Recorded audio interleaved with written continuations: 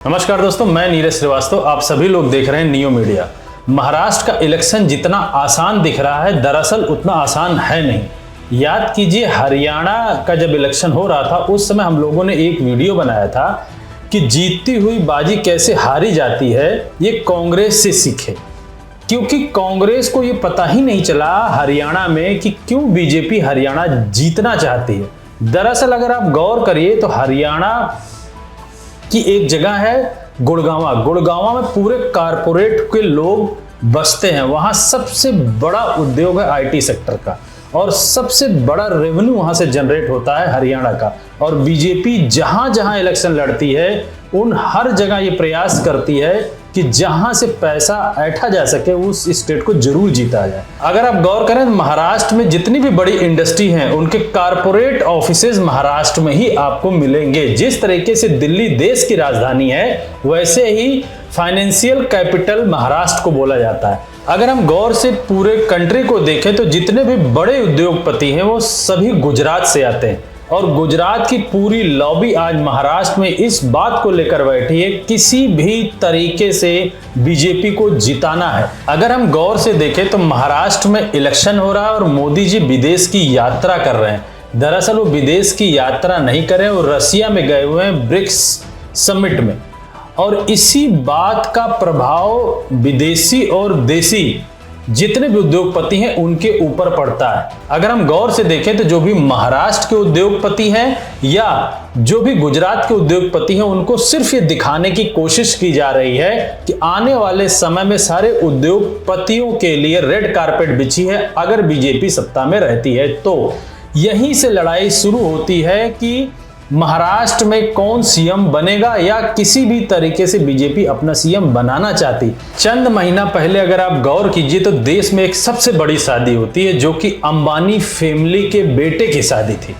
उस शादी में हर एक उद्योगपति, हर एक राजनेता, चाहे देश का हो चाहे विदेश का हो, पहुंचा था, लेकिन राहुल गांधी जी नहीं पहुंचे थे। जबकि मुकेश अंबानी जी घर पर उनके कार्ड देने के लिए खुद आए थे।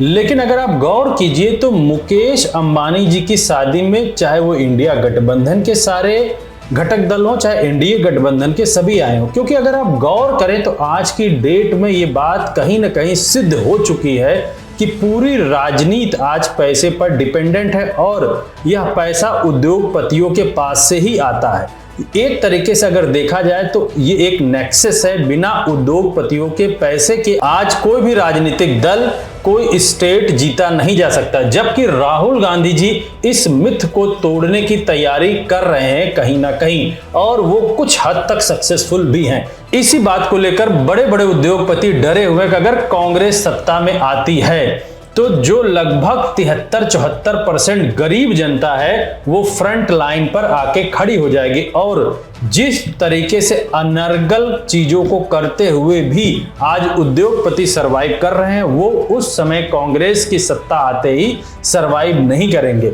इसीलिए पूरे गुजरात के जितने छोटे बड़े उद्योगपति हैं वो चाहते हैं कि आज बीजेपी महाराष्ट्र में जीते और महाराष्ट्र में वो धरना देने के लिए बैठे हुए हैं। अपनी पूरी सारी कार्य प्रणाली को छोड़कर महाराष्ट्र की राजनीति में, चाहे वो छोटा उद्योगपति हो गुजरात का चाहे बड़ा उद्योगपति हो, आज बैठा हुआ है। लेकिन इतने के बावजूद भी आम जनता जिसको राहुल गांधी झकझोर रहे हैं और जगाने की कोशिश कर रहे हैं वो आम जनता भी कहीं ना कहीं खड़ी हुई आपको दिखेगी जरूर। ऐसा आप नहीं कह सकते कि पूरी तरीके से आम जनता बिखर कर हट चुकी हो पैसे के सामने।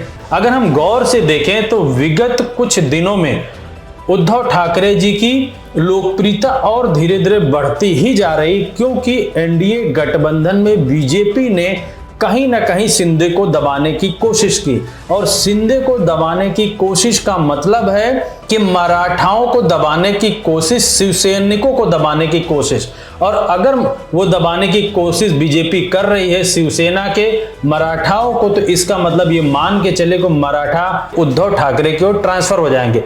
अब लेकिन चूंकि जैसे हर स्टेट में बीजेपी करती आ रही है कि हिंदू या मुस्लिम या फिर वहां के सबसे बड़ी जाति या जिस जाति के नाम से वो स्टेट जाना जाता है उसके विरोध के अदर जातियों को, लेकिन महाराष्ट्र में ये काम वो नहीं कर सकते कि मराठा वर्सेस अदर जातियां।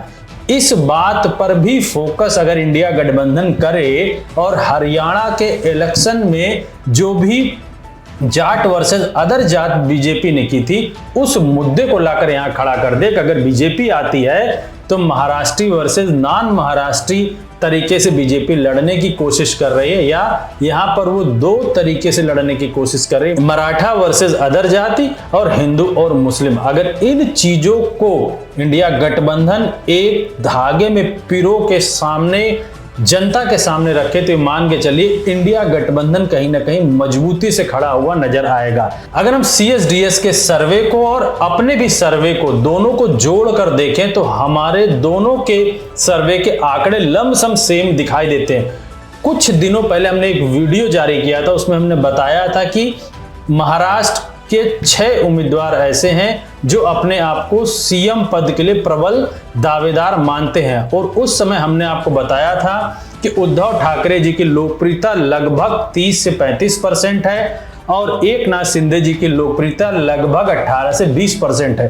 ठीक उसी तर्ज पे CSDS का भी सर्वे आता है। अगर हम जातिगत राजनीति को भी देखें ध्यान से तो OBC समाज का लगभग 50% लोग उद्धव ठाकरे जी को पसंद करते हैं, मुस्लिम समाज के लोग भी 50% से ज्यादा उद्धव ठाकरे जी को वोट देना पसंद करते हैं। याद कीजिए हमने एक वीडियो में यह भी बताया था कि जिस स्टेट में छत्रप मजबूत होता है उस स्टेट में कांग्रेस पॉजिटिव कैटलिस्ट की तरह काम करती है और वो छत्रप जरूर जीतता है। जम्मू और कश्मीर का रिजल्ट भी यही बताता है और आने वाले समय में आप महाराष्ट्र का रिजल्ट भी यही देखेंगे। जितने भी सर्वे आपको दिख रहे होंगे वो उद्धव ठाकरे को ऊपर दिखाते हुए दिखेंगे आपको, चाहे वो इंडिया गठबंधन को नीचे दिखाने की कोशिश करें, लेकिन उद्धव ठाकरे जी को जरूर आपको ऊपर दिखाएंगे, चाहे वो सीएम फेस के लिए हो या जातिगत राजनीति के दायरे में कहां वो लोकप्रिय है उसमें भी आपको आगे दिखेंगे। आने वाले समय में महाराष्ट्र की राजनीति किस करवट बदलती है इसको देखना बड़ा दिलचस्प होगा। हमारे पूरे चैनल की निगाहें इस पर बनी हुई हैं। मैं अपने सारे दर्शकों से बोलता हूं चैनल को ज्यादा से ज्यादा सब्सक्राइब करें, शेयर करें। धन्यवाद।